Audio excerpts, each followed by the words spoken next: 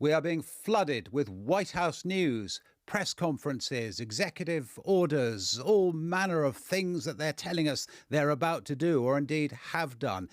It's a deliberate thing. It comes from the phrase flooding the zone, which was invented by Steve Bannon, one of Donald Trump's principal advisors. He invented it for the first term in office, and they did it then. They are doing it again now. So 2 questions. Number 1, does it work? Did it work last time? But number 2, are we doing enough to scrutinize it? Does it damage our ability to tell you what is going on in the White House and in America more broadly? Are we doing a good enough job? And how do we do a better one? Welcome to Americast. Americast from BBC News. It's Justin in the worldwide headquarters of Americast in London, England. And it is Marianna, a.k.a. Misinformation, also in the worldwide headquarters. We've got Justin back. Yes. So it's good to both be here. Kicking and screaming across the pond, but there you go. And it's Anthony settled in here in Washington, D.C. And we should start by saying what the time is here in London. So it's 3:15, roughly, in the afternoon in London, because there is so much going on that who knows, there may be things that happen after we've recorded this. But we're recording in good faith, I suppose, Anthony, is probably the way to put it, in the legalistic American way. We're recording this with all the information that we have. Who knows what will happen? And in a sense, Anthony, that's the subject today, because there is so much going on and much, not just much more than there was in the dying days of the Biden administration. That wouldn't be difficult, but a really weirdly huge amount of stuff, even for Trump, actually. It feels like more than it was in 2017. Right, and like you said in your intro, I mean, that is the plan. Donald Trump wants to project a perception of action, of doing things, of hitting on multiple fronts. He said that big changes were needed, and so to reflect that, he is trying to do multiple things at once on a wide variety of topics.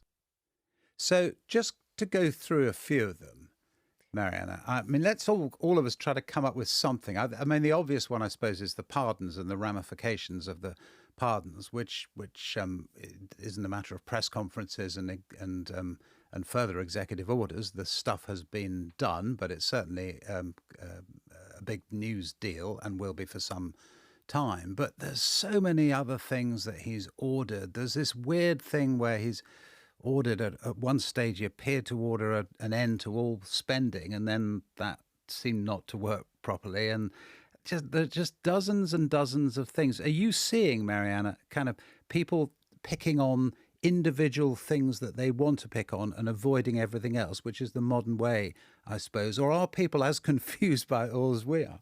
I think actually the key to understanding this is Steve Bannon, who kind of coined this idea back in 2016.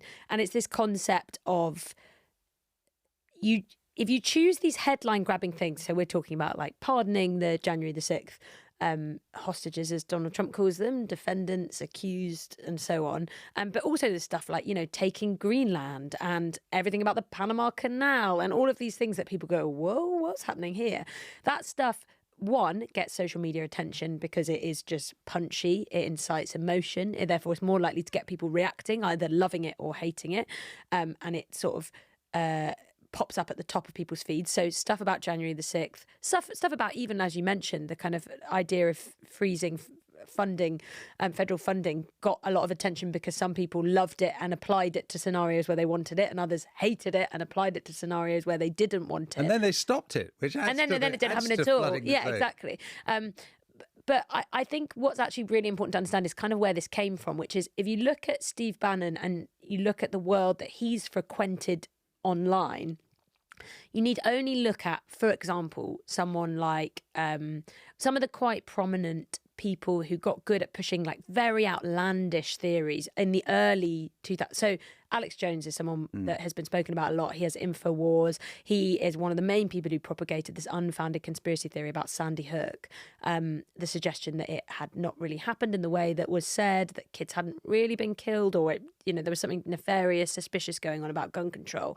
Now, if you look at the kind of playbook that Steve Bannon uses, in some ways it takes from the one that people like Alex Jones coined in a much more fringe circle online pre-2016, and then asserts it into this new arena. And the reason it works is because you're choosing all these headline grabbing things. People, exactly like you say, Justin, pick up on the thing that they want to love or hate. And it's crucial. They're not just liking or disliking it. They are loving or hating it. And they are loving or hating it in their own echo chamber. And while, when it comes to Steve Bannon or Donald Trump, this isn't about, conspiracy theories like the ones we're talking about. This is about specific policies, like ideas they have. But they're so good at choosing not just how many ideas to flood everyone with, but the specific ideas. Yeah. So you need only look at any of the undercover voters' feeds and this list we have in front of us of the kind of bingo of everything, like pardoning the defendants, federal hiring freeze, Invade immigration Canada. Crackdown, stop diversity, equity and inclusion initiatives. That stuff is popping up on all of the undercover voters' social media feeds, whether they love Trump or not. And that's kind of the art. And quite a few of them are cultural, aren't they? I mean, immigration in a sense is cultural, but you think of sex and gender because there's been another executive order about that, which is then specifically about puberty blockers. And it kind of goes, it comes and it goes, and it will enormously please some people, enormously distress others. And that, Anthony, is the whole point, isn't it? It just gets us all going. Yeah, Justin, do you know where the term flooding the zone comes from? No. It's actually an American sports reference. Oh, of course it is. Yeah, it's football, isn't it? Yeah, it's American football. The defense has a zone defense, so all the defensive backs are on the field, covering certain parts of the field. And when an offense floods the zone, it's a pass play. They send all of these receivers to one side, to one area of the field where there are just a few defenders allotted to protect against the pass, and they can't cover them all. They don't know which receiver to cover, and invariably someone's open, and that's the person who gets the ball thrown into them. So, flooding the zone, when you apply that to politics, is you throw so much stuff out there that you can't cover it all. You can't, there's going to be something open, there's going to completion, there's going to be successes because there's limited attention span, limited personnel to cover it. So we've talked about Stephen Bannon.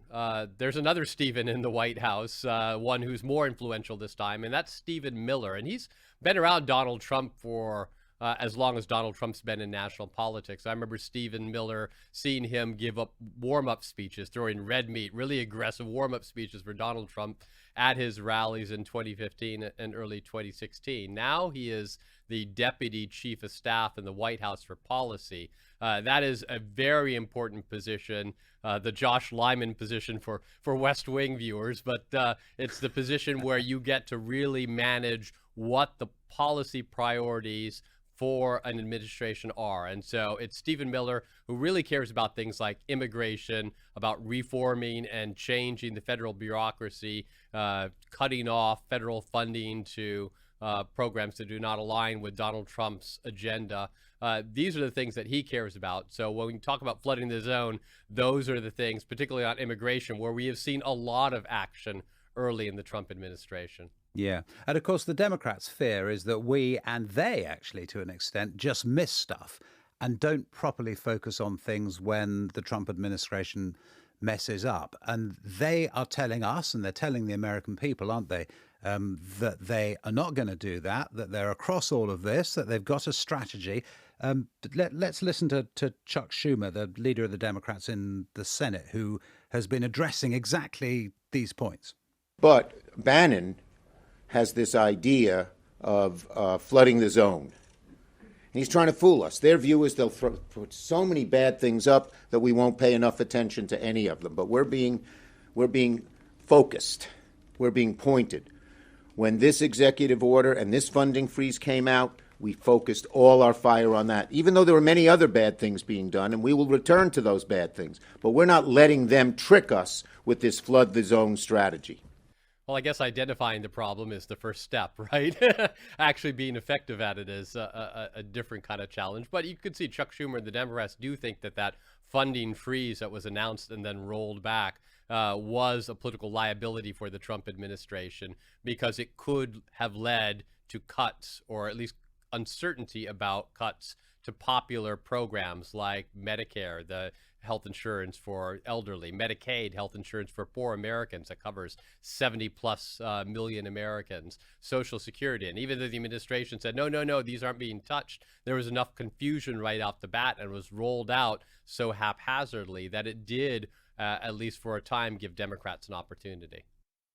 You wonder, though, whether this approach of the way that we deal with flooding the zone is not to miss things. So this idea of saying, right, the way we're going to deal with this is, don't worry, you're not going to get anything past us. We're going to make sure that we focus on every single detail about every single thing, is actually the most effective way of dealing with it. Because the reason the flood the zone thing is so effective is because what you might call the kind of flood defences that stop it are often kind of boring, a bit nuanced. Someone saying, oh, well, that bit's not strictly true, or maybe that didn't happen. Yeah. And as per the election campaign, that doesn't seem like that effect is that appealing to groups of the American population. So then you think, oh, actually, this idea of, yeah, the way we deal with flood the zone is just to scrutinise and to unpick. It's kind of like maybe the way of dealing with it is to flood the zone back with messaging that is just as punchy and effective. Like that kind of feels like the place we're getting to in terms of political debate. And I think a lot of that is because this is happening in the social media world that I spend too much time in. And all of that is about algorithms and the way they recommend stuff that gets engagement. And so all of these rebuttals and even this concept of media scrutiny, which is obviously incredibly important, like accountability, but how much does that actually cut through with the public and the voters? And to what extent is it just sort of feels like a game happening in DC and not to everyone else, depending on the messaging you go for? Well, that's the thing, isn't it, Anthony? They tried to do with that, and Chuck Schumer tried to organise, didn't he, when they seemed to have suddenly closed down all funding for everything, including those programmes that might be very popular with people. The Democrats tried, didn't they, to seize on that one thing and say, never mind all the rest of it, look, they're coming for your Medicare or your Medicaid, or they're coming for this programme or that programme that people depend on, and it's a big deal. And they feel that was successful, and that's what led to the White House then pulling back from doing it. I just wonder whether at a kind of more, I don't know, metaphysical level, that's not really a success at all, because what it does is it gets people used to the idea, oh, something's happening. No, it's not happening. It might happen next Tuesday. It might not happen at all. It unsettles in a way that is precisely actually what Steve Bannon's talking about. Right. If the goal of the Trump administration is to shake things up and to be seen as shaking things up and disrupting and making the comfortable Washington politicians and bureaucrats uncomfortable for a change, making them feel a little bit of pain, then even those kind of disruptions and things that appear to be missteps and, oh, they didn't roll that out well, and so there was a lot of confusion and everyone was kind of topsy-turvy, but now it seems to have moved away, that actually advances that ends as well. Now, I'm not sure I totally believe that. I think that this was a misstep on behalf of the White House, on the part of the White House, that they had been very effective in rolling out all of these executive orders, particularly on immigration and on reforming the bureaucracy, and that they were advancing on multiple fronts, to use a kind of a military term. But this one area was where they actually had to push back and retreat. And when you have to make explanations and you have to say, no, what we really meant was, and no, we're rescinding this, and no, we really still are winning on this, I think that that is a higher risk, and it does give opportunities to the Democrats to claim a victory, at least point to their side, saying, see, we are standing up and we are stopping them, at least here.